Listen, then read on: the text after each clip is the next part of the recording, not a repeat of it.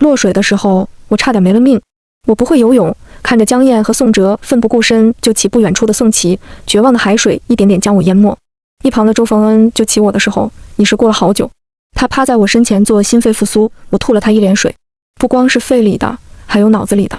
水里待久了，我送医后就发起了高烧，住院好些天。宋哲是跟着爸妈来的，出于不能言说的尴尬，他一直转过头不敢看我。住院后第一次出现的妈妈握着我的手，向来冷硬的脸努力挤出一丝温柔，声音开口，琪琪自小娇生惯养，你哥还有江燕都喜欢带着他玩，迟疑片刻，又道，都是一时情急，你不要放在心上，反正你也没事，就不要再揪着不放了，不要跟阿燕怄气，也不要生你哥的气。说着还拍拍我的手，嘱咐我好生休养。至于爸爸和宋哲，早拥趸着江燕去到一旁的休息室了。宋家家境逊色于江家，早些年还算是比上不足比下有余，可商场浮沉，瞬息万变，宋氏腐朽，没搭上时代的顺风车，早被远远抛下。可江燕手腕强硬，带领江氏早已腾飞。宋哲是江燕发小，这些年他依附着江燕，也算勉强稳住局面。事故本来是好好的兄弟发小关系，如今竟有种不伦不类的阶级感。也是因着这层关系，我在面对江燕时总是提不起心气。我望着妈妈那张精心保养的脸出神，她的话实在没有必要，道理我都懂。宋琦是从小被捧在手心上，千娇百宠着长大的。可我呢，真正的宋家大小姐宋慈，在福利院苦苦挣扎，坚韧求生。我被宋家找回来时已经18岁了，身形瘦弱，性格怯懦，很是不讨喜。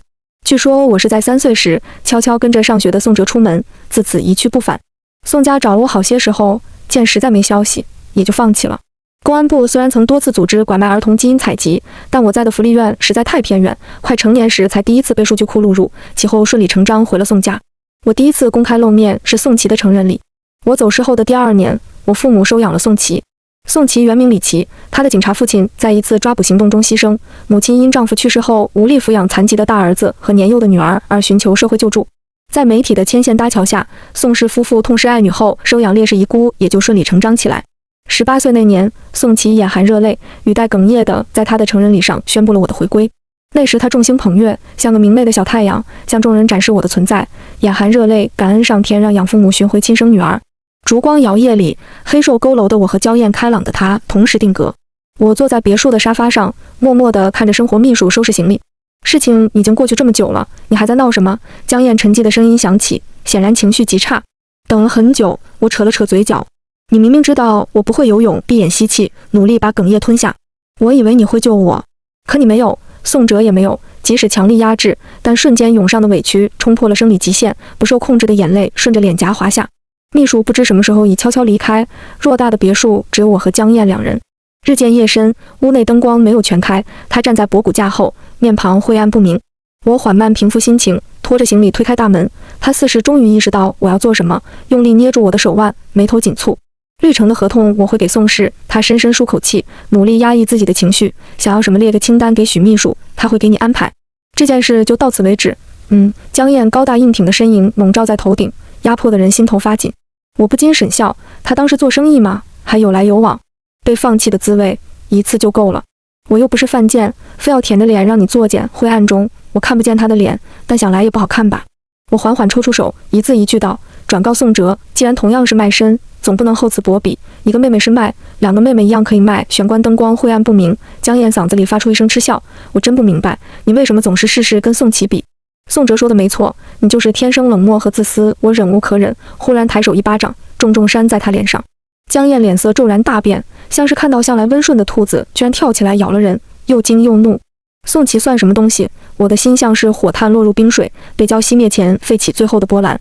一字一句开口道，我爸妈收养他，他从小锦衣玉食，还有宋哲跟你捧着宠着，怎么到头来我还欠他了？他听得恼怒，眉宇间带着疲惫与颓然。当年我打断他，当年他得罪人，被拍了裸照挂在网上，还自杀未遂。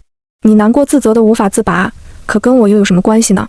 你愧对他，想庇护他，想背地里当他的好哥哥，为什么要把一切痛苦建立在我身上？黑暗不断吞噬我的理智，愈发口不择言。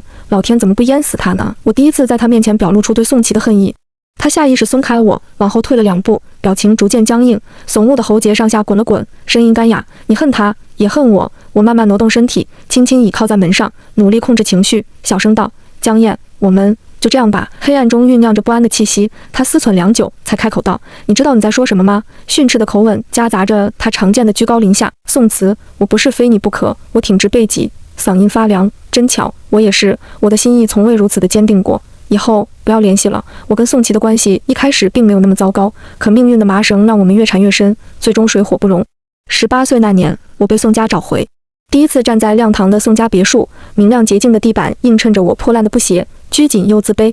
没有预想中的家人抱头痛哭，激动落泪，有的只是满是沉默。想来我的父母是失望的吧。18岁的我瘦弱阴郁，头发枯黄，带着营养不良的苍白，尤其是在健康开朗朝气蓬勃的宋琦对比下更显低劣。他们想象中女儿的模样就应该是养女那样的，即使没有富裕的生活，良好的教养，也应该是优秀又美丽。可我的出现打破了他们对女儿的一切幻想，没有美好的容貌，也没有优美的体态，就像是最拿不出手的次等品。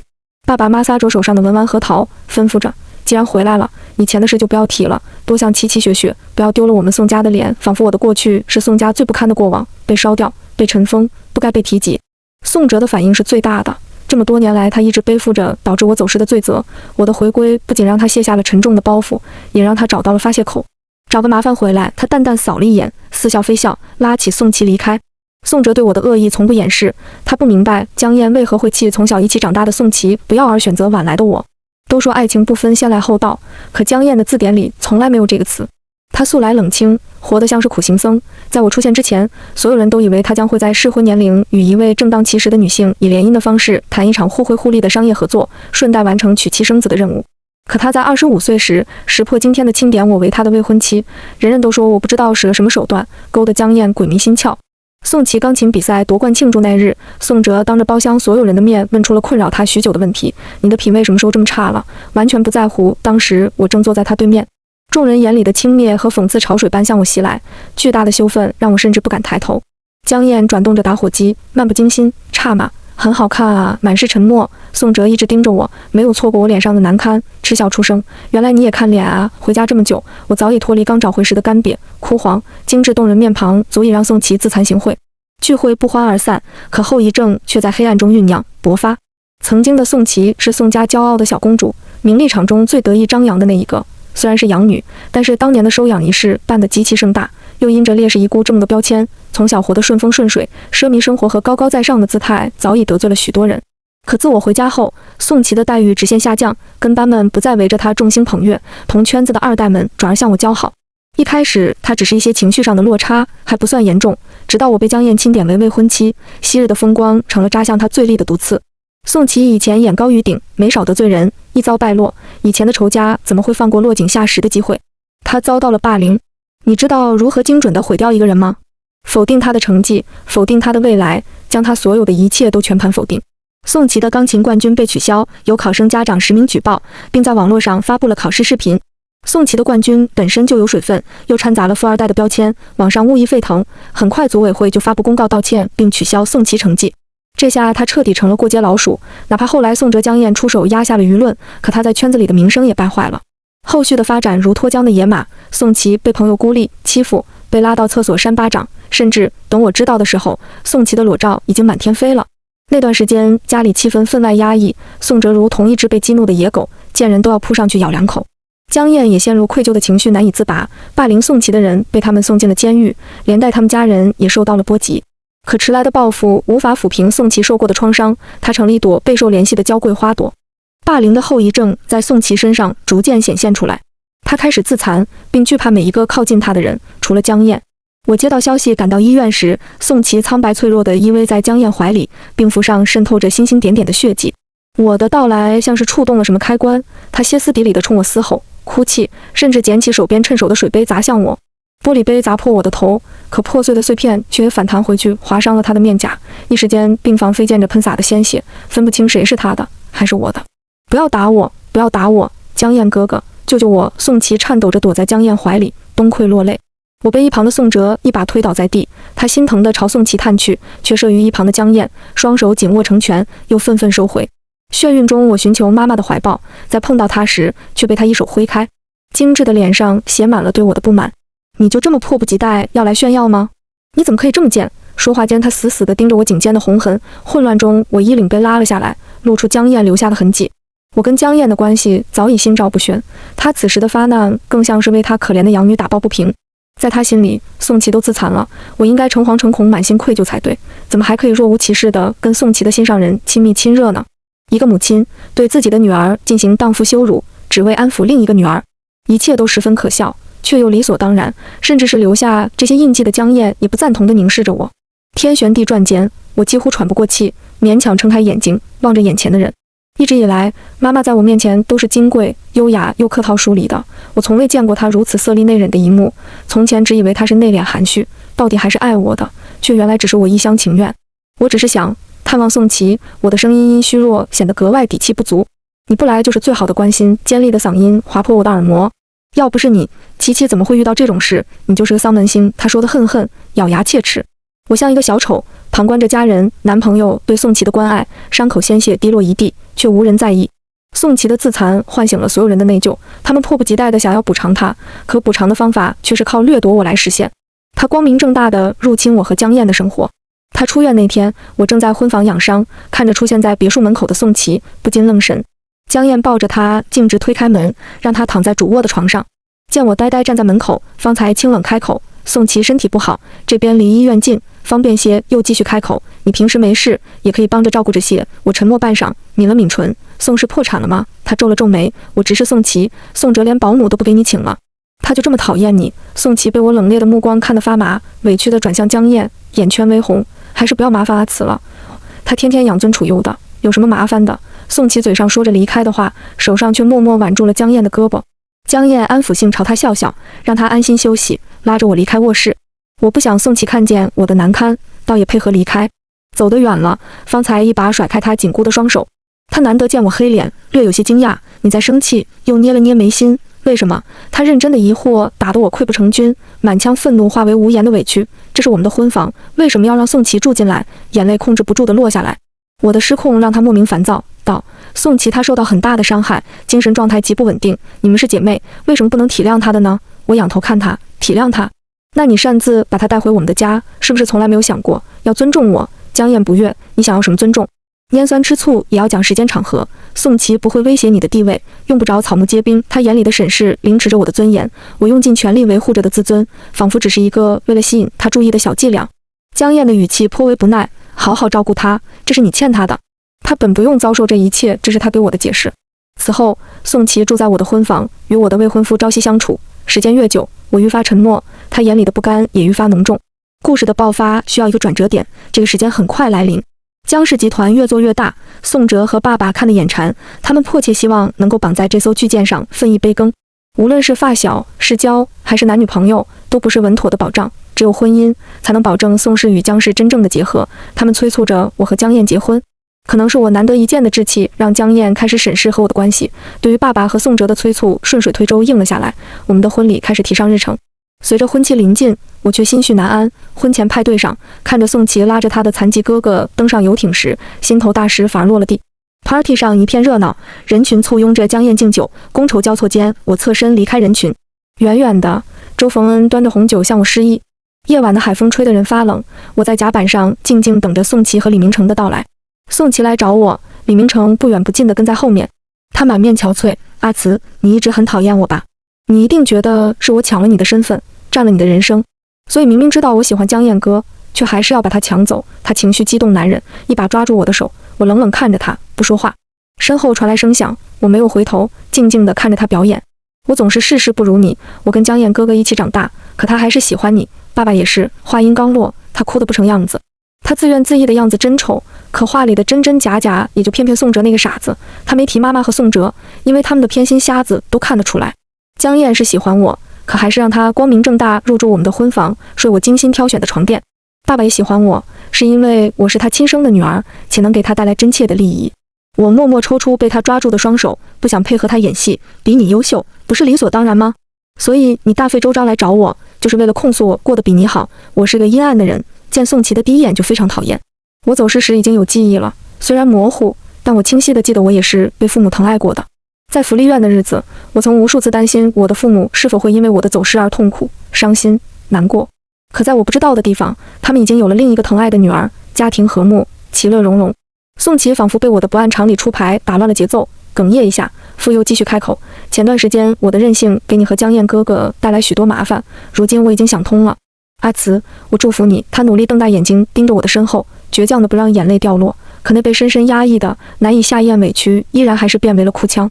我占了你的身份，是我欠你的，我把江燕哥哥让给你。他突然搂住我，强颜欢笑。阿慈，我们两清了。背后响起稀稀拉拉的掌声，人群不知何时聚集在我们身后，为宋家姐妹冰释前嫌的场面齐齐鼓掌。我捏紧双拳，在众目睽睽中艰难吐出一句：好。第二天，海上阳光明媚，海风吹得我婚纱裙裾飘飞。这次出海除了办 party， 拍婚纱照也是正题。宋琦自觉，昨天我们已经一笑泯恩仇，今天一直拉着我亲亲热热。即使是我跟江燕拍照，也要来插一脚，不知道的还以为她才是新娘子。因游艇带了一艘小帆船，他自作主张拉着我去小船上拍照，还笑嘻嘻推开江燕。江燕哥哥已经拍了那么多照了，就把新娘子借给我，让我们姐妹单独享受二人世界呢。江燕笑笑，揉着她的头，调皮说着，她便拉着我上了小船。婚纱裙摆很大，我一个趔趄差点摔倒，长长的拖尾坠在水里，十分狼狈。一旁的李明成殷勤地帮我收拾裙摆，也跟着上了小船。逼仄的空间挤得我一向船头，小船明显已承受不住3个人的重量，摇摇晃晃。我扫视周围环境，小船离游艇虽近，但人群都聚集在甲板，尤其是摄影师为了拍照美感，还不停指挥李明成把船开得远一些。对他这2天的异常，我恍然大悟，原来这就是你的目的。伏低做小2天，就是为了将我引过来吧？宋琦轻轻抬起皎洁的脖颈，你太警惕了，不这么做你怎么会跟我单独离开呢？我轻轻扯动裙摆，所以你要做什么呢？杀了我吗？摄影师可一直对着咱们呢，我的话好似戳中了他的笑点，他笑得吃力。我做这么多，当然有我的方法。喜欢你的婚纱吗？我亲手挑的，8米长的大摆呢，沾了水，肯定很沉吧？看着这件妈妈送过来的婚纱，我的心凉了半截。因为是在海上拍照，我摒弃了很多复杂华丽的婚纱，选择的都是轻盈的款式。可临出门前，妈妈带着这件婚纱前来，说希望能看着我穿着她亲手挑选的婚纱拍照。当时满心的感动化为此刻的悲哀，我竟在妄想些什么呢？宋慈，我真的很讨厌你，明明没有人欢迎你，你却心安理得地留在宋家。要不是你横插一脚，跟江燕哥哥结婚的应该是我。江燕哥哥那么喜欢我，只要你死了，他肯定会娶我的。听着他的话，我扑哧笑出声来。他喜欢你，他喜欢你，怎么不跟你结婚？他喜欢你，怎么还跟我拍婚纱照？他喜欢你，怎么你被霸凌时没有来救你？一字一顿道，是你的裸照特别好看吗？言语里的恶意带着大仇得报的快感，激得他口不择言。宋琦捂住脑袋，后退一步，忍不住尖叫出声：住嘴，住嘴！你这个贱人！又指挥着李明成，哥哥，杀了他，杀了他！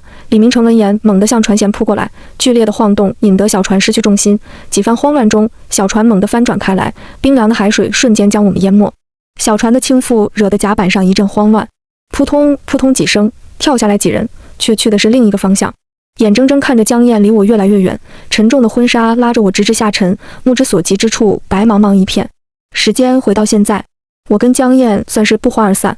那晚的争吵到最后，我终究是提了退婚，可他只当我使小性子，不耐烦地扔下一句不可理喻，便摔门而出。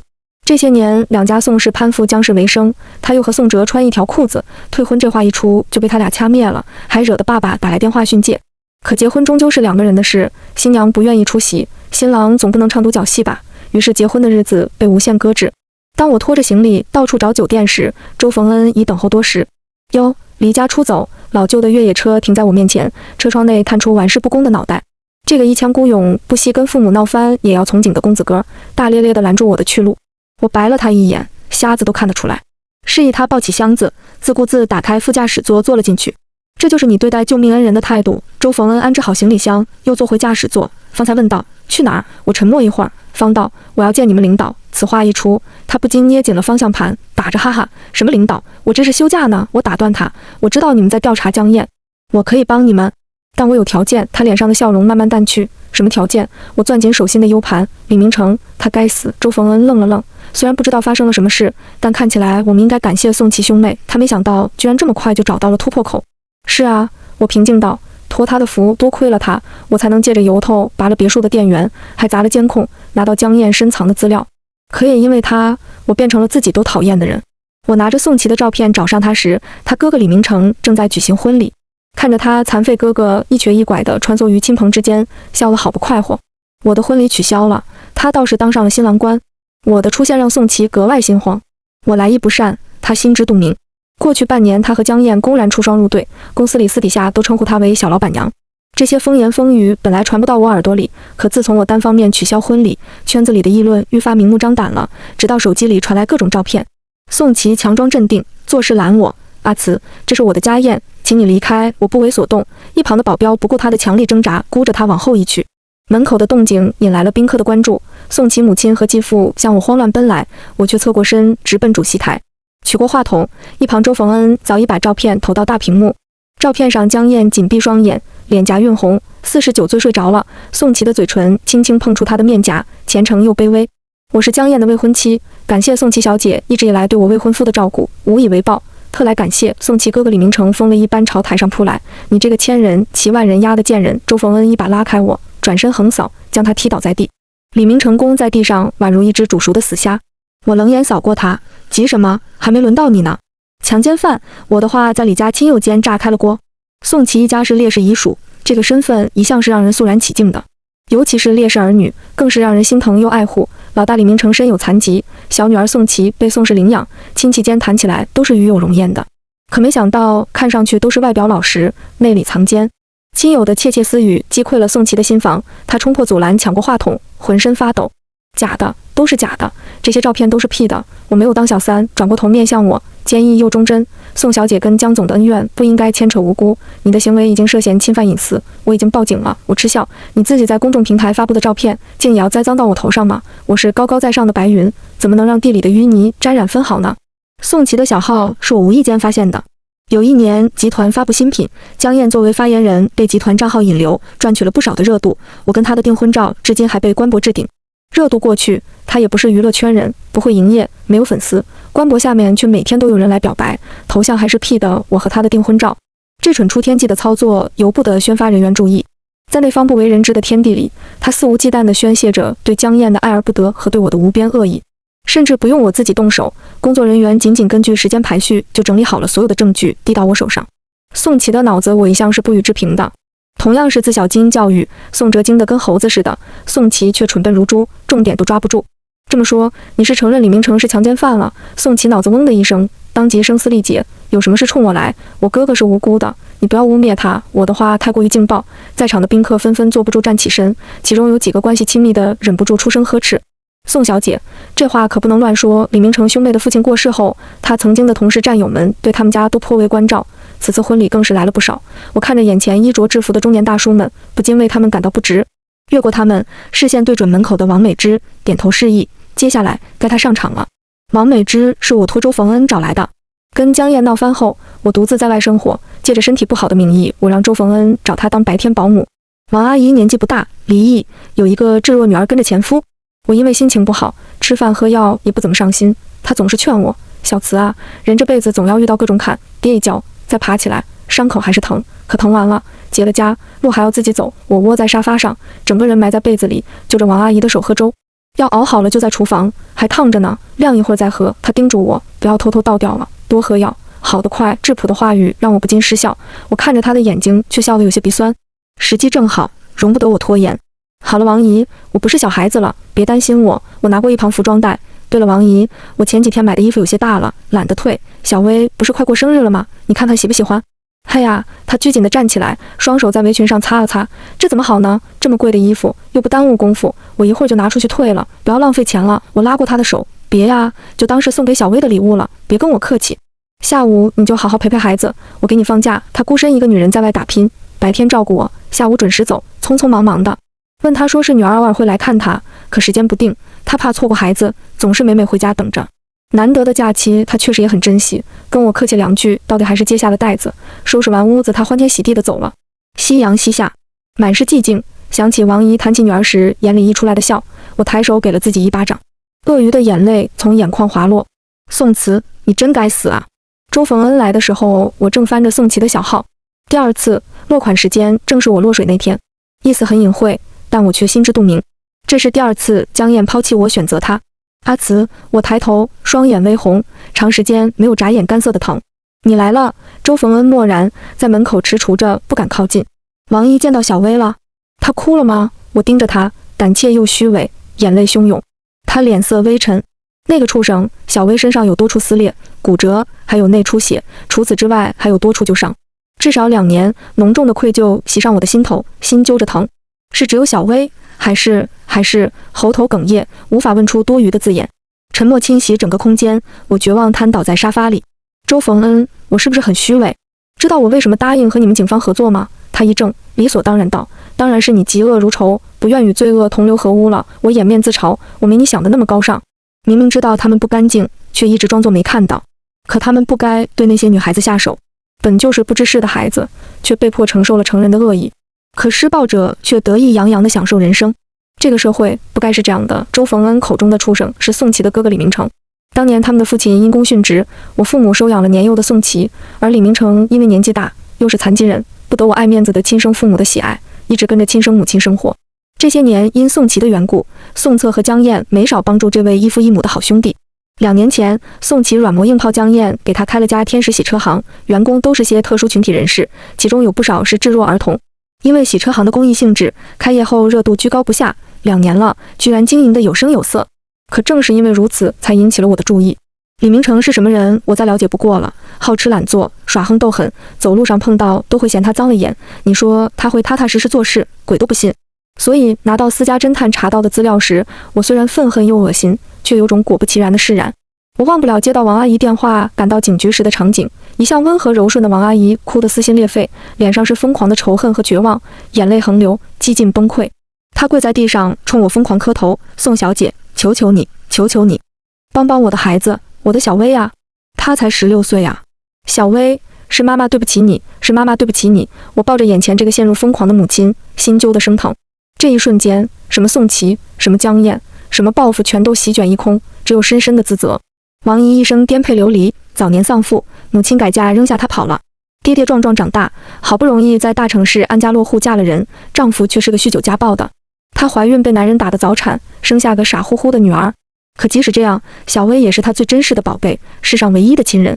可这样的宝贝，在她无法顾及的角落被伤害、被欺负，她却一无所知。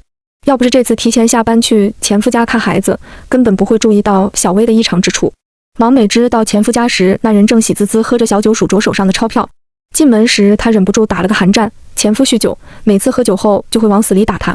她胆子小又逆来顺受，怯生生在门口问了句：“小薇在吗？”前夫破天荒的心情好，没有骂她，当时努了努嘴，指着小厕所，示意女儿在里面。小小的门虚掩着，门内传来女儿轻轻的啜泣声。他心疼地推开门，以为女儿在外受了委屈，却看了让他心碎的一幕。少女的躯体上便是可怖的红痕，下身仍且有粘液存留，两腿上犹有淤青，可想而知是遭遇了怎样的对待。他只觉天旋地转，顿时泪流满面。他抱住女儿，呜咽着哭起来。小薇看到妈妈的到来，扑倒哭泣：“妈，疼！”母女俩的哭声引来酒鬼的注意，妈妈咧咧撞开门：“哭什么哭？”男人的到来惊到母女俩的独处，王姨忙扯过浴巾盖过女儿赤裸的身躯。一向卑微的女人鼓起勇气呵斥男人：“滚出去！”安抚好女儿后，又急急追出去：“报警！我要报警！”门口的酒鬼闻言一耳光扇过去：“报什么警？我钱都收了。”王美芝没有想到，女儿的遭遇竟然是前夫的纵容。挨打后，她抱着女儿在客厅坐了很久，前夫早就在酒精的作用下睡得鼾声如雷，轻轻抚摸着女儿的脸，泪水一颗颗滑落唇边，苦涩异常。终究还是从口袋里取出手机，打了报警电话。警局里，女医生带着小薇进了房间，提取体液、毛发证据。一个人留在大厅的王美芝颤抖着双手拿出手机：“宋小姐，请帮帮我。”王美芝的出现不是偶然，我在对李明成的调查过程中，已经隐约察觉出他对女孩们的侵犯。可由于他对痕迹的及时抹除，以及被侵害孩子表达能力的欠缺，侦探一直无法取得有效的证据，即使想要报警，也缺乏有力的证据支持。更多的家庭则是像小薇父亲这种被一点蝇头小利收买，默认了他的恶行。让智弱孩子出门打工的家庭，大多都是艰难的，孩子对他们来说本就是负担。李明成对于他们来说就是有钱有势，还有他们不能企及的社会地位，即使是受害者家属们再不忿，也只能打落牙齿活血吞。我和周逢恩的布局即是围绕李明成展开。我们筛选了众多的家庭，愿意为孩子拼尽一切的父母不在少数，可愿意为了一个智弱孩子拼尽一切的唯有王美芝一人。她活得太苦，孩子就是她的一切。再软弱的女人，在成为母亲之后，都会变得格外强大和勇敢。王美芝的突袭让小薇来不及听从爸爸的话，清理身上的证据。警局里，小薇父亲叫嚣着女儿只是跟李明成谈恋爱，不肯承认强暴一事。可小薇躯体上遍布的伤痕让他的话根本立不住脚。我和王美芝被一起带到一个会议室，警察还贴心地帮她倒了热水。女儿的意外让王美芝语无伦次，身体不由自主地颤抖着。女警的耐心宽慰，加之我的到来，让她心神大定。警察同志，我要报警，是李明成强暴了我的女儿。他的话让在座的警察为之一振。李明成是天使车行那个，李明成的天使车行不算大，但这些年由于公益性质，在当地也算支起了不错的招牌，故而一提他的名字，人们都能第一时间想起。对，我女儿是车行的员工，她伤害了我女儿，这是证据。证据，说着还把从小薇父亲处偷拿的钱摆在警察面前。在座的警察神情顿时严肃了，接过证物，方才继续问话。终于，王美芝没忍住恳求道：“我女儿真的是好孩子，警察同志，你们不要听她爸乱说，她真的没有跟那个畜生谈恋爱。而且她哭出声来，她只有6岁的智商啊，她怎么可能懂这些？”看着眼前痛哭的母亲，女警不禁为之痛心。警方办案是依据证据的，我们绝不会叫一个坏人逍遥法外。做完笔录后，我嘱咐王美芝去一旁照顾小薇，方又敲开审讯室的门。警察看我没走，好奇询问：“还有什么事吗？”我拿出 U 盘，我是宋氏集团的宋慈，我来报案。我举报天使车行李明成勾结宋氏集团总经理宋哲，长期性侵智障人士，并实行性贿赂，涉嫌妨碍司法公正。我杀了你这个强奸犯！王美芝冲破警察的约束，掏出藏着的钢管，对准李明成腿中间的位置，用力抽打下去。彼时，李明成被周逢恩一脚踹飞在地，挣扎半晌也没爬起来。铁棍落下时，他已察觉不妙，努力想逃脱，但四肢却不听使唤。腿间剧烈的疼痛传来，他痛苦的呜咽出声，身子更是弓成一团。突如其来的状况引发了宾客的一阵骚乱，跟在王美芝身后进来的警察也来不及阻止。混乱中，同行的警察夺过王美芝手中的铁管，斥了一声胡闹。场面平静后，宾客中的一人看清王美芝面容后，不禁惊呼出声，正是参加婚宴的刘氏警官。前一日，王美芝的报警惊动了警局上下，小薇的伤势更是让受理案件的警察心疼不已。当晚，连续的夜班让刘氏精神不济，在接待了匆匆报案的王美芝母女后，他便收工休息了。因为负责笔录，又一早回家休息，他对案情只了解了只言片语，故而在已故战友儿子的婚礼上见到那位报案母亲时，他的震惊溢于言表。